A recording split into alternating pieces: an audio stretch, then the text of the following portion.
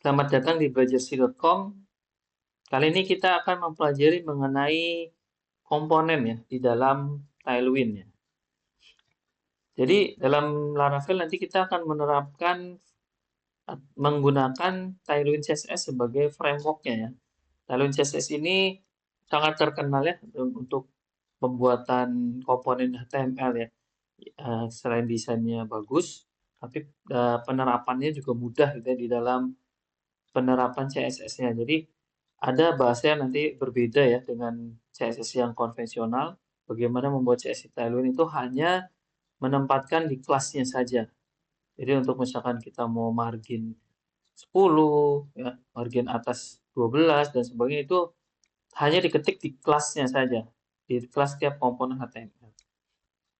Jadi mudah, lebih mudah ketimbang kita harus membuat file CSS-nya terlebih dahulu, style CSS-nya, kemudian menentukan nama kelasnya dan sebagainya. Jadi ada beberapa komponen Tailwind yang nanti bisa kita coba atau kita gunakan. Yang pertama ada Tailwind-nya sendiri ya, yang pasti ya. Yang kedua yang di luar Tailwind sendiri ada Flowbyte, ada Ripple UI, ada Daisy UI, Preline dan sebagainya gitu ya. Mungkin di tahun 2025 masih beberapa saja yang terkenal. Mungkin nanti ke depannya mungkin lebih banyak lagi ya. Saya bahas tentang Flowbyte ya. Flowbyte seperti ini tampilannya mungkin nanti teman-teman bisa ke flowbyte.com ya. Salah satu framework Tailwind CSS yang nanti kita kelebihannya ada kita bisa membuat dua tema ya. Bisa milih mode dark atau light gitu ya. Jadi website kita kalau kita menerapkan Flowbyte nanti bisa di switch tuh. Ada toggle-nya kita switch ke versi light atau dark nanti otomatis. Otomatisnya itu pewarnaannya nanti akan berbeda ya. Misalkan yang fontnya putih kalau di dark mode ya. Tapi kalau tiba-tiba di light mode nanti otomatis kebalikannya. Fontnya hitam. Jadi ini buat yang eh, tertarik ya untuk penggunaan dark dan light. Kadang-kadang kalau programmer kan nggak mau ya kalau websitenya itu terlalu terang gitu ya. Eh, nggak fokus nanti untuk coding gitu ya. Jadi untuk menginstalasinya silakan nanti teman-teman kunjungi situs ini flowbyte.com kemudian getting started introduction. Oke, ini salah satu contohnya. Ini berlaku untuk semua bukan cuma di Flowbyte ya. Bagaimana kita menginstal di dalam Laravel ya secara manual.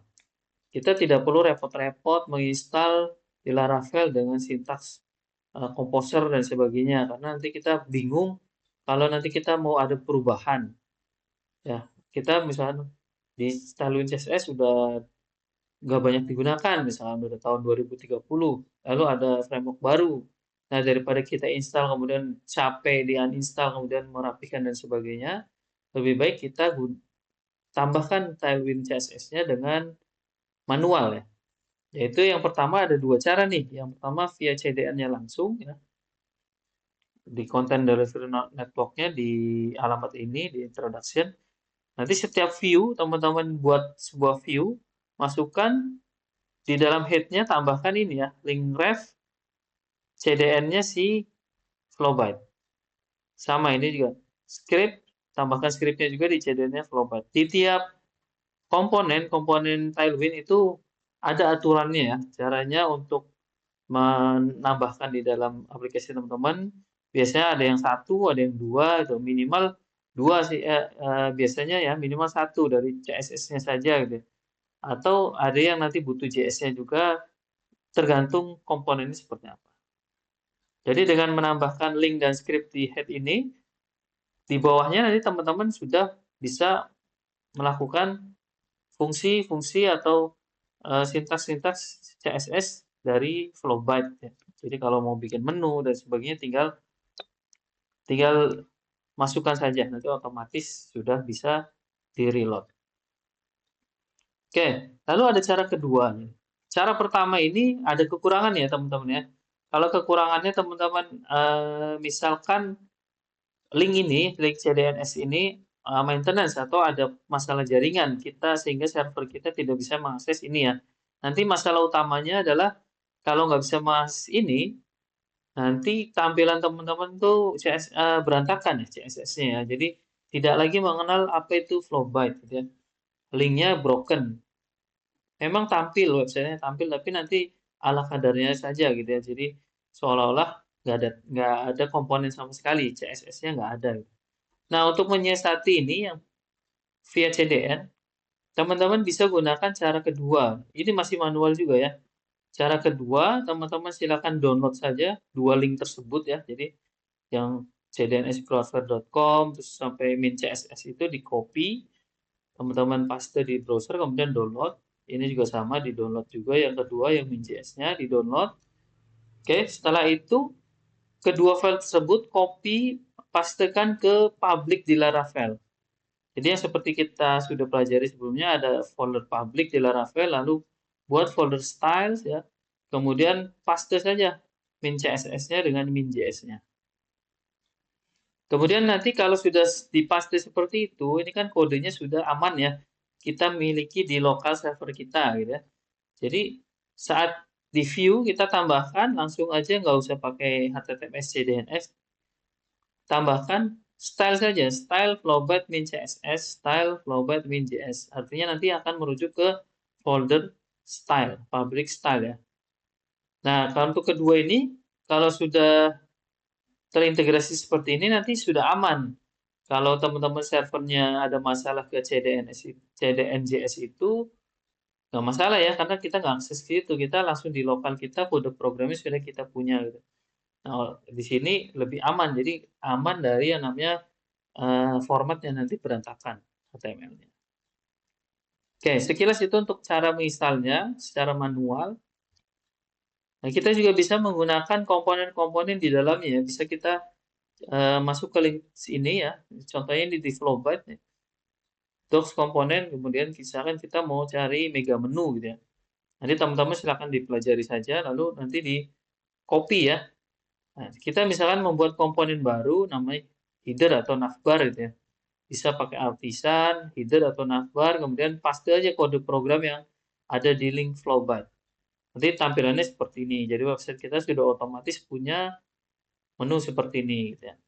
Jadi mudah ya kalau kita menggunakan framework ya. Bayangkan misalnya kita membuat kode programnya masih natif. Membuat seperti ini pun ya susah ya, susah bukan main ya. Mungkin butuh effort ya, seminggu, 2 minggu gitu ya. Saat navbarnya seperti ini lalu diklik kemudian muncul di bagian bawahnya gitu ya. Ini kelebihannya menggunakan framework ya. Oke, itu adalah contoh untuk penggunaan Flowbyte ya. Contoh yang lain pun sama ya. Untuk menginstalnya kalian cari saja getting started-nya apa, lalu kemudian ininya sama cara mengopi atau menyimpan di dalam lokal komponennya, kemudian semuanya sama ya. Lalu yang kedua ada Ripple UI. Ripple UI seperti ini tampilannya, desainnya. Nanti silakan kunjungi saja desainnya seperti apa, tertarik atau tidak gitu ya. Sama kita kunjungi Ripple UI get started-nya dulu. Kalau sudah get started-nya dikunjungi, lalu cari namanya CDN-nya, lalu balik lagi sama lagi bisa pakai CDN ataupun download CDN-nya kemudian masukkan di style. Kalau tertarik dengan Ripple UI. Ada juga namanya Daisy ya, Daisy UI. Ini mirip-mirip seperti Instagram lah desainnya. Nah, ini teman-teman juga untuk menentukan komponen harus diperhatikan ya, diperhatikan tema web yang teman-teman buat itu apa. Misalkan temanya tentang sesuatu yang resmi gitu ya, mungkin bisa pakai Flowbyte ya. Misalkan sistem apa untuk kantor dan sebagainya. Jangan terlalu yang meriah gitu, berwarna gitu. Tapi kalau misalkan teman-teman mau bikin sesuatu, misalkan website atau yang berbau game atau art gitu ya, nah bisa mungkin pakai pilihan yang lain ya. Kalau Flowbyte kan agak kaku ya, agak resmi gitu. Mungkin bisa pakai Ripple atau Daisy. Lalu ada juga yang minimalis menggunakan Preyline UI. Ini sebenarnya tinggal dicoba aja ya teman-teman di kunjungi websitenya terus cara installnya bagaimana dan sebagainya. Nanti kalau sudah connect apa cocok dirasa cocok template-nya bisa install di Laravel teman-teman. Nanti kita di bagian praktikum kita akan mencoba melakukan instalasi Tailwind-nya ya dengan komponen yang dipilih gitu ya. Oke, mungkin pembahasan tentang komponen dan Tailwind sampai sini saja. Terima kasih. Saya akhiri. Assalamualaikum warahmatullahi wabarakatuh.